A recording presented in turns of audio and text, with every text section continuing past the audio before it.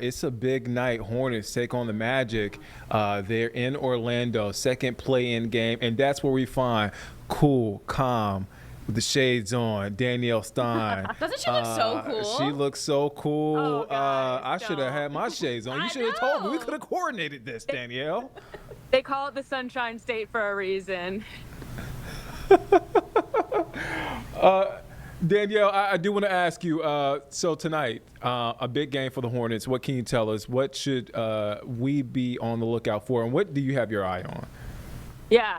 First of all, just super excited to be here. It's going to be hopefully an awesome game.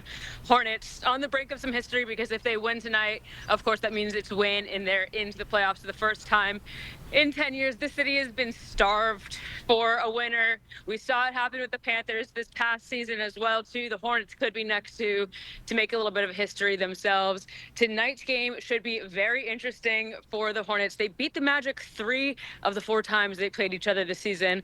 And I do want to note, before coming to Charlotte, I actually worked in Orlando covering this Magic team very closely just about a year and a half ago at this point. So I do have a pretty good sense of this roster, the build. And right now, it seems like the Hornets are a team that is rising, whereas the Magic seem to be a team that is kind of plateauing. There's a lot of problems internally from a personnel standpoint where guys just aren't clicking the same way. There's some talks of the head coach Jamal Mosley potentially being on his way out as well. There could be some trouble there, but of course they do have that home court advantage being back here in Orlando. But this Magic team just lost by 13 points, I believe, the other night to the Sixers. They were frustrated. They couldn't get shots going. The Hornets really can exploit the Magic if they can get their three-point shooting back, because that was a little bit down in their last game against Miami Heat.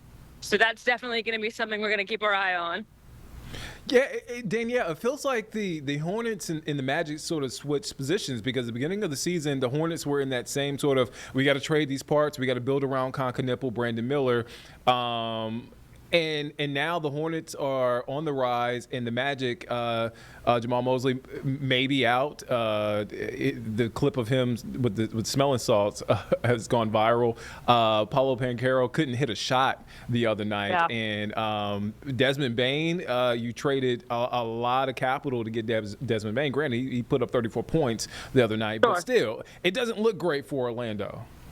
Right. When they traded for Desmond Bain in the offseason, the whole national media was talking about the Magic being a contender at this point, that they could be the ones competing to be number one in the East. So to see that not pan out, of course, they still made it into the play-in, but that's not good enough for their standard. This is a team that over the last couple of years has been a playoff team. We've seen them in some series as well. They have actually had a higher win total this year than the last year. So technically, it is an upgrade for them in that sense, but it seems like there is a little bit of a disconnect. A huge part of the Magic story, though, is injuries, though. You can look to the brothers, Wagner. You got Franz and Mo, both of them dealing with some injuries. Anthony Black, who was huge for them this season, who has really risen as just a third-year player in the league now. He was out with some injury at some time, and he's proven to be a really good player. And you mentioned Paolo. It seemed like, at least in the last game, his confidence when he was taking some shots seems to be down too. He had some open looks from three, and he just completely passed him up, and that got them into some shot clock violations a couple of times. So it'll be interesting to see what this team is able to figure out. And hopefully, speaking of shooting woes, Nipple did not have a great shooting game. He was kind of Right. pretty much invisible the other night, too. Right. So hopefully we could see more from Nipple. But I just want to give a shout out before I let you leave. Miles Bridges, man, this is a guy who's on the trading Yeah. block. This dude looks like one of the best defensive players in the league right now. Right. Yeah, I mean, that was one of the coolest moments, I think, of the game, was just seeing the intensity that Miles came out with against the Miami Heat. This is a guy who is very well aware that he holds a record he would like to not, which is being the player with the most career games in a regular season without a playoff game experience. That's something he wants so bad. He's the longest tenured Hornet, and he really set the tone for the Hornets in their game against Miami just the other day. I actually asked him about that after the game. I said to Miles, did you feel any sort of responsibility to take it upon yourself to get the ball rolling quickly for this team because you want this so bad. Of course, everyone does, but we know that Miles, this would mean so much to him. And he really agreed and said that in some of the previous play-in games that they've been part of, getting off to slow starts was their detriment. So he really wanted to ensure that they could keep up and use the pace that the Hornets really like to play with.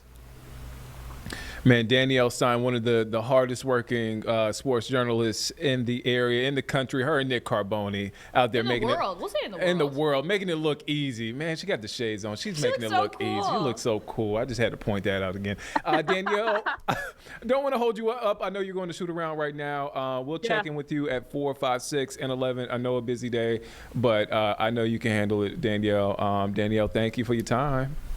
Yeah, looking forward to it. Like you said, we'll be maybe back on the stream later this afternoon, but you can catch us 4, 5, 6, all leading up to game time. We're going to have our friends from Locked On Magic, actually. So the Locked On networks have their Magic affiliate here as well.